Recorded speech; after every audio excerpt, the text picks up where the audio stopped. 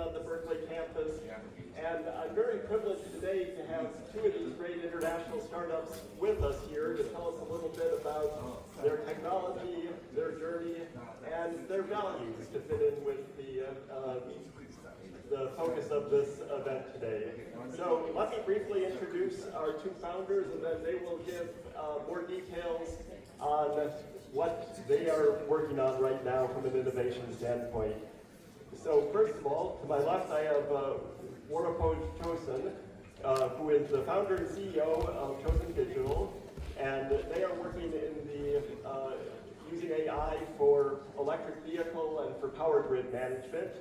And then we have Nazari Bajeri, who is the co-founder and CEO of CitySage, which is using all sorts of data, including geospatial information, to really improve urban planning and urban structures.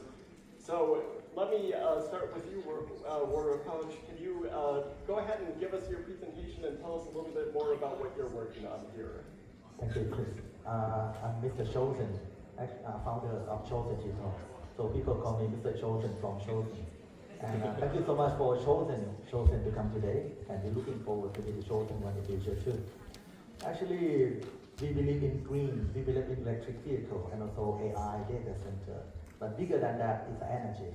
That's still fragmented and also didn't prepare or didn't design for the huge energy coming from huge data center and also EV. So this is a crisis coming. So I developed a solution with the AI. Please change the, right, it's a wrong presentation. Right. So I developed the AI for energy to combine, control, and commercialize energy to solve this kind of problem. So we call ourselves the energy aggregator and virtual for plants. And after I innovate this, I got awards like I got Thailand champion, Asian champion, Olympic champion. And this is awards nationally in Thailand, in Taiwan, in Vietnam, Japan, Hong Kong, Singapore, Malaysia. And lately is Korea. And also I be a global speaker in some time about the green tech. And Thailand committed to be 100% EV by 2035. The number is interesting because of 15 million EV is coming, and also all EV have to charge every day. And just one EV is about like turn on 5 aircon as minimum. So it's a huge energy coming, and all the car is rapidly. And the problem is the infrastructure. They didn't design for this huge energy before. Another thing is about data center. This is a Thailand government said it's about 1.8 trillion Thai baht or 16 billion US dollar investment in only data center. So it's a huge one. And the data center, how big of the energy? So this is how to give you an idea of how much electricity data centers use. Today, a hyperscale data center operated by a big tech company uses about as much electricity as 100,000 households. So it's bigger than the city. So it's a really huge energy. The problem is the EV data center is booming, but infrastructure are not ready yet. So if we see the graph of the growth of the EV and data center like this, but limitation is about infrastructure. Most of the transformers, transmission line, they have the existing one that global standard is mostly about 20% only. But the EV target is much bigger than that, and we need to upgrade everything. It's a huge investment nationally. And if we won't do anything, it's not only the EV problem, but everyone problem like this. So it's everyone problem, not only EV user problem anymore. And the number is huge because of more than 5,000 transformers need to be upgraded nationally. Not only cost, but also time, because the transmission line is a nationwide and need all upgrade. So it's a really huge. And this is not only Thailand problem, it's a global problem because Indian data centers everywhere now. And our solution, we have the AI to connect all the data center and all the EV things from the huge household up to the building, up to the grid, and all the like transformers and everything. And we get the real-time data to our AI to manage the energy, not to overload the system over the capacity of the infrastructure. And also we can bring back energy to the grid and to the one who needs as well. And now we can lower the load up to 75%. So it's a huge gap that we can make it more happen. And we also lower the cost for everyone, so it's everyone happy for that. And also the world have fragmented with many devices, many protocols as well. By even the world geophysics now, we can have to take sides. Like if we choose the Chinese standard, we can not choose the US standard, and also some European standard. And also like EV and also solar and battery, there are a lot of brands, like 100 brands in the market, and also many standards and many protocols as well. So that's why we make the global first neutral system that is can aggregate them all without any solution to just proprietary on only one brand or take side. And also we, on the left side is a huge of demand of the EV, and the data center on the right side is the supply of the grid. So our AI can optimize the loads up to 75%. And we already developed for Thailand government, and a Laos government EDL, and a Malaysian government, TNB, also Hong Kong, Vietnam, Taiwan, and more B2B for the building as well. We already managed more than 200,000 kilowatt and aim to be gigawatt, like 100 power plants in the future. So it's a huge energy that we can manage. So the future energy is not only the power of electricity, but it's energy intelligence. Thank you so much. Thank you very much. And again, as we've heard several times throughout this BIF, obviously these energy management challenges are huge, so it's great to see a startup working in that area. Nazari, let me turn it over to you and hear your presentation about what you're working on here. All right.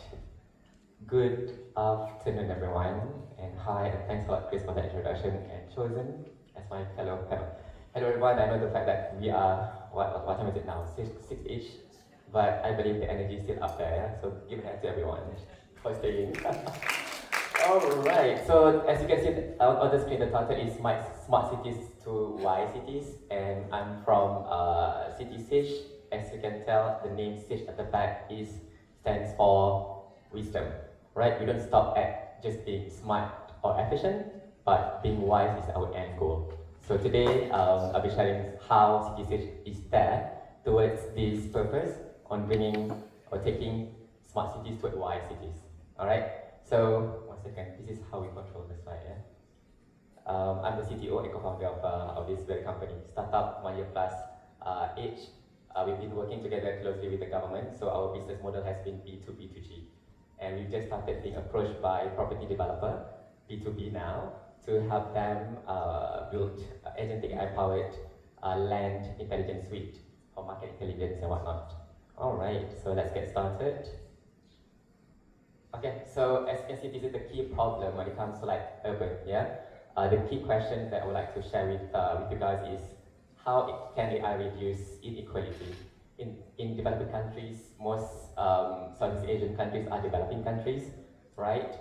As you can see, in our countries, anything to do with money and financial growth is kind of like #1 goal.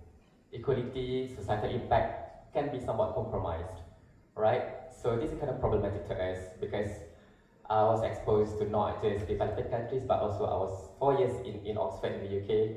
I was so blessed by seeing how beautiful developed countries prioritizing societal impact, human touch and whatnot.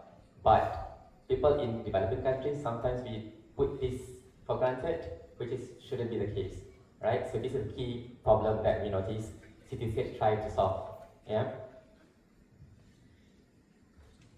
And if you notice, we have a lot of, when it comes to like urban growth very fast now, but the key challenge is how can we manage this speed of growth. Decision intelligence has been quite a tricky thingy. Urban and smart cities, lots of data to consolidate, to streamline. And the second problem that we are trying to solve is urban planning and city operations. There are a lot of fragmented steps. So from like 6 months of taking things to react to something like disaster, for example. Not disaster, but in terms of some sentiment problems in our country, it takes ages to respond.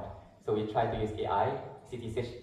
We are focusing on AI, agent AI, or we call it AI digital worker, to really empower human urban planner or human city operators to work better, to work faster. Yeah. Okay, from smart cities to white cities, let's just quickly look at the, the difference between the two. White cities, we focus on understanding the consequences, anticipate futures, balance efficiency and equity. Remember last time when we were a kid, we quite smart, right? But were we wise? So that was the question that I always ask myself. Scorer A, straight A students, da da da. But when we enter job market, we can be quite efficient, but are we wise enough? So this is the thing that we need to somewhat think about when it comes to like building a city, yeah? And support judgments and strengthen institutions. And let's talk about a bit of technicalities when it comes to like data, information, knowledge, and wisdom. This is what we call the IKW hierarchy, yeah? So people quite obsessed with data sharings and whatnot, but there are different types of this kind of information flow. We have data, information, knowledge, and wisdom. So smart cities normally focusing on data information, but not really much on knowledge and wisdom. So this is the goal that we have to think about, yeah? And, right, okay, AI without HI is AI with just pure opinion. So we need human intelligence, HI, as our natural intelligence baseline, right? To make sure that cities is not for AI, but for human. So this is very important to have human in the loop. This is very critical. So ethics and whatnot is there to govern what AI has for us. Yeah. And this is just an example how our AI digital workers, you can say hi to them. At the very top is our C-Kimi, is our data AI agent. And the one that's wearing hijab is our C-City. Her field of expertise is urban planning. She's an AI worker. And the one at the bottom is Siruma. Her expertise in housing, AI housing. And at the bottom is Si-Chan for surveying, quantity surveyor. We've got guidance from the government to come up with the right workflow, and then we identify it. Yeah, the example is for Johor, which is very close to Singapore. We use, Mitsubishi wanted to invest in Malaysia, but they don't know where to invest. Then hang on a minute, CTCH, can you help us with data-driven decision making so that we know where and where not to invest? So we have them with that kind of like analytics. Yeah. And this one is, of course, open innovation. We can't really work inside of CTCH, even though it's a startup. Me being me, I was a lecturer before. As a young senior data scientist, and for Microsoft. So we built CTCH Research, CTCH Academy, CTCH Project and Software. And then we collaborate with government, with even other partners as well, as one consortium. Okay, this is very close to my heart. AI should restore the human touch. I told my team, if anything that you create compromising human touch, don't deploy. Okay, human touch is our key purpose here. Oxford, thanks a lot to Oxford. It's not because of Oxford, I think my human touch is still like very low. I did my bachelor and master's in Malaysia. Developing countries, quite manufacturing, factorial way of publications, always about paper, not much about philosophical journey of my PhD. But Oxford taught me how to think properly using my inner soul, my human touch. So that's very beautiful. So that's why in CTC we're bringing this up, AI to empower human touch, human intelligence, right? And okay, this is also very important for us to think about. With this technology, we can make this night economy happen. So at night, we can let AI to work. During the day, HI work.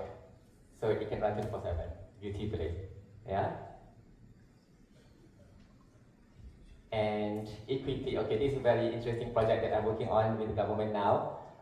The government has came up with this tender one project to use AI for rural area to understand how we can use the gap between village area and areas in Malaysia, and how we can use AI to advise the government and the private sectors to bridge the gap between, for example, infra, digital gaps and whatnot. So, which Milan, I just submitted the tender. I already presented the mock-up apps and they loved it. So we'll see about that. And locally, this is also very critical. We talked about sovereignty a lot. I was a member of National AI Office Malaysia. To have sustainable and sovereign AI ecosystem is quite critical for Southeast Asia. We are very, in terms of culture and food and whatnot, very sovereign, very kind of like contextually precise. So to protect it is quite important, and to ensure that security and security information of the model, for example, is well secured in the geolocality is quite important. And one of the key things that we thought about is how can we make our AI system not just sustainable, but with this recent advancement on news, which is like the Waropoj AI ecosystem, which is quite important. So sovereignty is one of the keys. And yeah, I think with that, the blueprint for the next decade is smart is not enough. We need to build wise cities. And second key point that I want to share with you guys, AI should restore the human touch, not replace it. And last but not least, Southeast Asia must build sovereign urban intelligence. Okay? Thank you very much. Thank you also for sharing that journey. I want to turn a little bit and Nazari, I'll keep the mic with you for a moment because you already started a little bit on this journey. It's a bit of a truism in Silicon Valley that investors invest in founders, not in technology, right? And so these issues of your values and the problems that you're trying to solve and what inspired you to solve them, what's going to keep you going are always important ones. So can you dig into that a little bit more deeply? What is it about urban planning and creating smart cities that really inspired you, and what problem were you really motivated to solve? Sweet question, Chris. I like that. So, yeah, definitely when my co-founder approached me, his name is Daniel Wallace. He's British, he's Brazilian. He lives in Malaysia for more than 5 years now. And he approached me, Nazari, I love Malaysia. With all these skyscrapers and highways and whatnot, we can see that Kuala Lumpur, to be precise, it's kind of like timing bomb, right? With all the infra and whatnot. So he said, Nazari, can you do something to really protect this beautiful country? And I was like, hang on a minute, I can use my experience as an AI lecturer before, practice as well. And also I was teaching this one subject called ethics and civilization. So I combined my all the worlds, like civilization, ethics, and AI, and then try to solve problems related to urban and civilization. And apparently, it's very close to my heart. It's not just about cognitive intelligence, all about emotional intelligence, social intelligence, and today, for the last 2 days, spiritual intelligence has somewhat woke up in me, right? So that is the mission basically for CTCH moving forward. Yeah. Great, thank you. And Waropoj, the same question for you. What were the pain points that inspired you? What is keeping you going as an entrepreneur and trying to solve these problems? Thank you, Chris. Actually, I believe in sustainability, and also people have two things that are even in the geopolitical time: food and energy. In Thailand, food is a lot. We don't have any problem, but energy is a big problem. And Thailand, we don't have our own technology at all. We depend on other technology, and we like to be sustained, to be able to pass the geopolitical problem with our self-sustain. So I believe in the smart way to solve the problem of the energy. That's by my knowledge about the AI and computer science. So I see the problem of the energy in Thailand and also in ASEAN. They are not smart enough, so it's still analog one. So the generation just produce the energy and also just distribute it to the users. Even they have the surplus on the generation. Now in Thailand we have more than 40% surplus, that's too much. But on the user side, still not enough because it's not distributed well, and we don't have the data from the user at all. And when EV is coming and data center coming and solar coming, so even we have a lot of surplus, but we cannot manage because we don't have the data and we don't manage the user side. So I would like to make it more smart and we combine it. And another thing is fragmented by a lot of technology as well. Even we know I'm not better than China, I'm not better than US, but there's no neutral system that can aggregate them all. This is the problem I see, and the thing that opportunity. So to that, I think this is a world needed for the neutral technology that can manage. This is what I'm passionate about. Thank you. Great, thank you. And keeping the mic with you, One thing I find interesting about both of your businesses is that government really is both a partner and a client, as well as the business and ultimately the consumer's face there. But government can be a tricky partner, right? So I want to hear from both of you a little bit about your experiences of working with government as entrepreneurs. How is it helping incentivize you? How is it working with government as a client? And where do you run into problems also? Yes, government is a very big opportunity and very big challenge as well, because not easy to deal with them and it need a lot of time to be able to cooperate with them, because in ASEAN and Thailand especially, they're not familiar to work with startup before, so they are very conservative, especially for the grid, because they need very stable, and they don't want to take the risk at all for the new technology. But because of the pain point is coming, and they know there's no solution, and I approached them several times before they start to work with a small project first. And when they start, we make the trust by the test. After the test, they more trust and they try to expand. But when we talk to other investors, they fear, they're afraid of working with the government, because they think it takes too long time and also cannot manage how it works. But we think without the government or without the grid, so other applications have to run on the grid as well. Without the solution on the grid, other applications still have the bottleneck. That's why I need to go on the government. But meanwhile, I do the B2B as well, because the B2B is easier. So we also get the revenue from B2B, but our core business is on B2G. Thank you. Thank you, and same question to you, Nazari. Right, very good question as well. Dealing with the government has its own arts, right? So what we've been doing, it's been working quite efficiently, is okay, in business, I noticed we need to have these two key pillars, the QC formula. Q stands for quality and C is connection, right? So one, definitely connection with my fellow government servant friends help me to penetrate easy, not really easy, at least faster to the government sector, one. Second is, when it comes to like AI adoption, quite new, and training is one of the key strategy of our go-to-market GTM strategy. So that's why I set up CTCH Academy. So we've been helping the government. The first one is in Putrajaya, it's like Washington DC for Malaysia. We give them 10 days training, and post that training, this one Center of Excellence of AI is established, right? And then from this central nucleus of the government, start to peripherally branch out to other city councils in Malaysia to have their own AI Center of Excellence. So we built the brain first to promote the buy-in, then we start building POC, we co-develop POC project together. Then they see the value, POV, proof of value, they see the value, buy-in start to kick in, and then okay, hang on a minute, we really need this technology. Then scale up. Yeah, that has been the process. Great, thank you. I'm going to ask one more question and then we'll open it up so we get a chance to have a couple of questions. I'll echo Dave earlier. We want to make sure we get a few questions from the audience at this time. So my last question, and Nazari, I'll start with you again since you have the mic. Again, you're both working in the AI field as well, and you mentioned this connection between the human intelligence and the AI intelligence.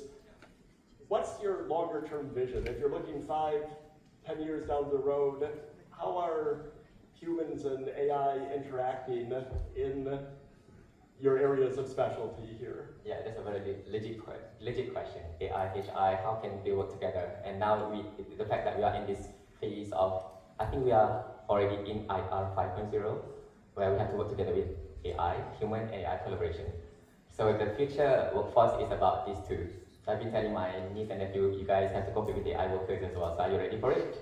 Alright, so we have to have proper guideline. I've been telling the government to start with having value chain orchestration, and from that value orchestration architecture, we have to position where to put AI and where to put HI. Then you can see the collaboration between the two. handsomely by following natural intelligence. For example, circadian rhythm. Humans should work during daytime, not nighttime. So this is how you position the value of HI and AI by following natural intelligence.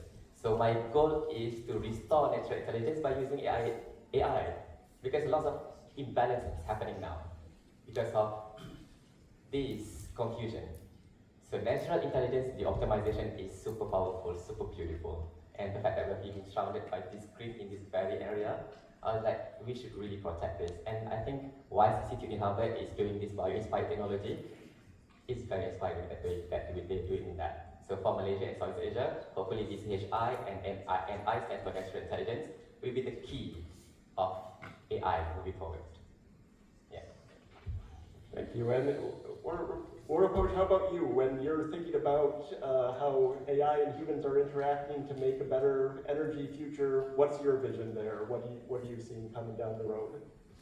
I think about human life is the most important thing, but AI is a tool that can help people's life to make the energy more sustained and to solve the problem of the people. So AI is just a tool. And if the AI, I'm not just everything AI. So if the AI is working on this, I think it's a safe call and it's smart. So I use AI. Sometimes I'm also conservative. Sometimes some technology is no need AI as well. Sometimes mechanical is also stable enough. So for me, any tools that can make people's life better, this is my point. But energy, for me, I like sustainable for everyone. So my concept is different from the past because before people think about sustainability, that depends on the big corporation only.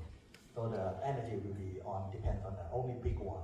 And I think the big one is more secure, more stable. But for myself, for sustainability, is everyone can depend on themselves.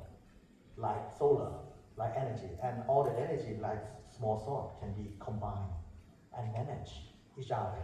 This is on my thinking. Because if you depend on the only big corporation and world geopolitics, now we can see that it is a big problem because we depend too much on them and we cannot survive without them.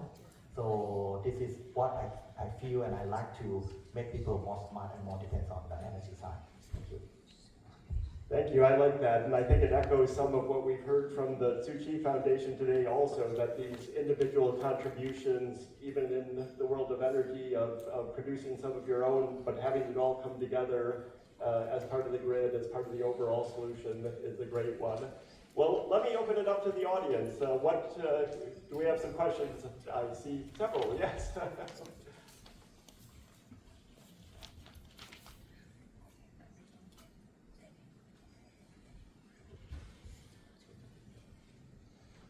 Thank you both, or all three of you actually. I'm trying to figure out how to ask this question without sounding awful. So if I don't quite get there, my apologies to the audience. I'm curious about the idea of smart and wise cities. How much of that's design, and how much of it is things that are traffic flow and garbage bins, all the things that people talk about, and how much goes further to sort of more collectivism in terms of how the city's designed. I guess where I'm going with this, I often tell people, we are not hive animals, we are mammals, right?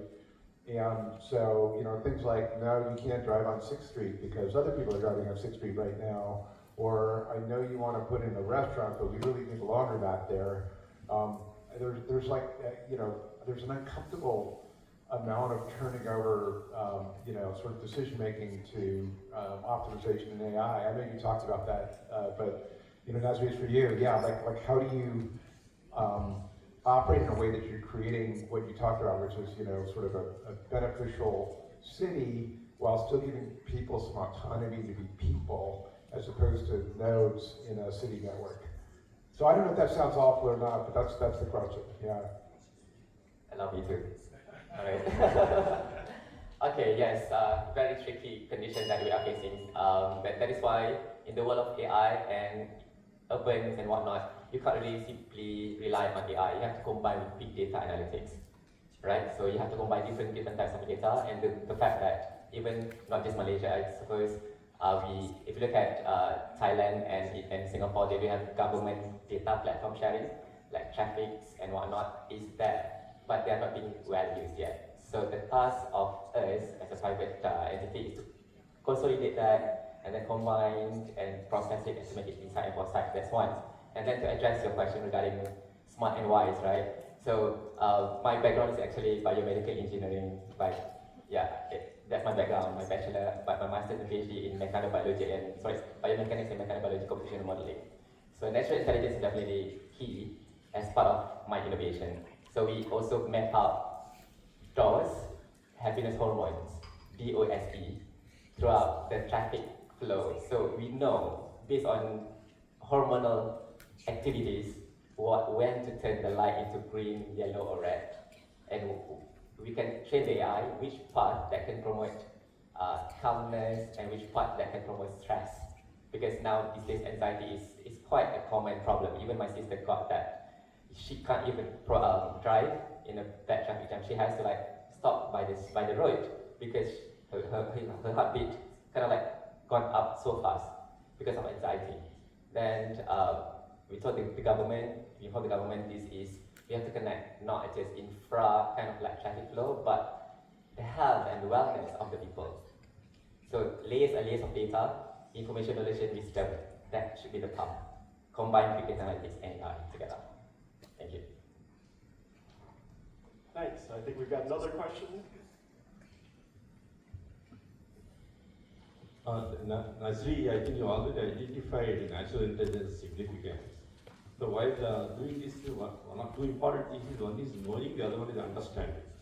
So understanding is a critical thing for which you coined the word urban intelligence. The most important thing I find it here, as you can correct me, is ultimately human plus AI, you said, ultimately for collaboration. But how about the issues of location? Location happens to be one of the very significant parameters because a single parameter occurring at place A, even occurring at place A and place B will be different because of the location. So you are a geospatial technology, as I could see from your thing.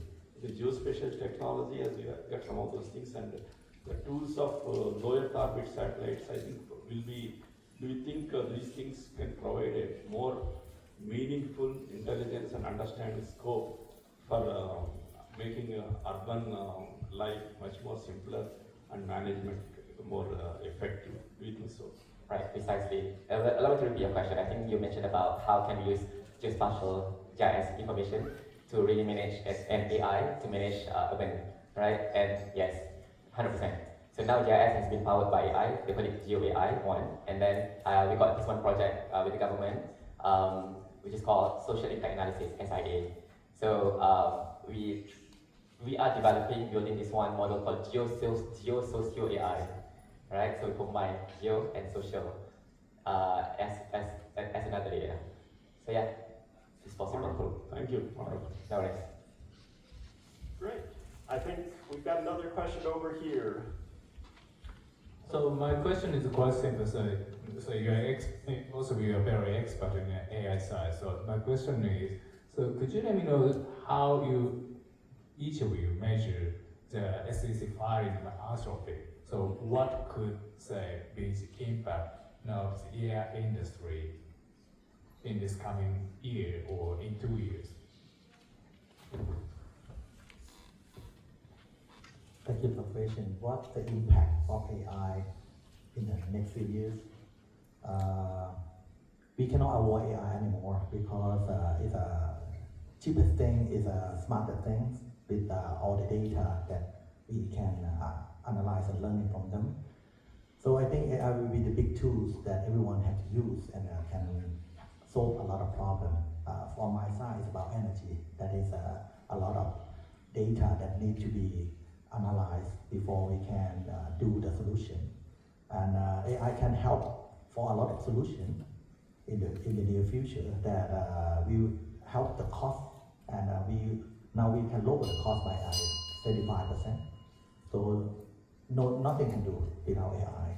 So I think AI will be the thing that everyone needed, but not everything will be the next tools in the near future that can do a lot of solution.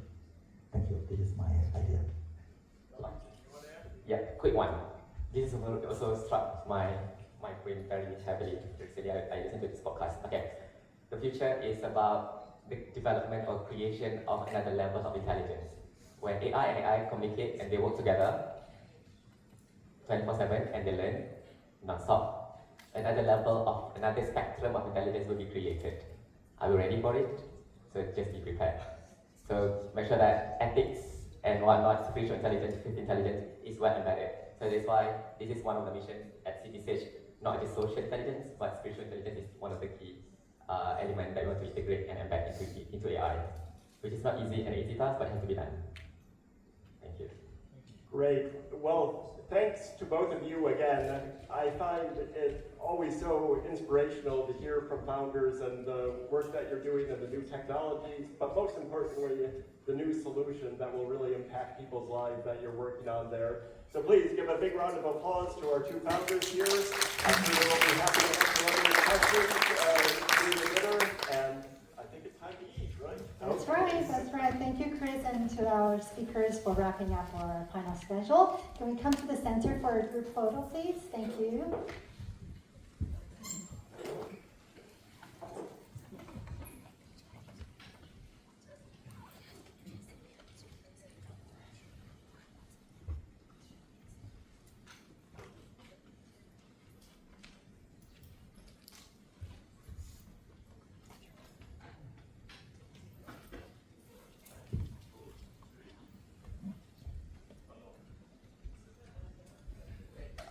Thank you.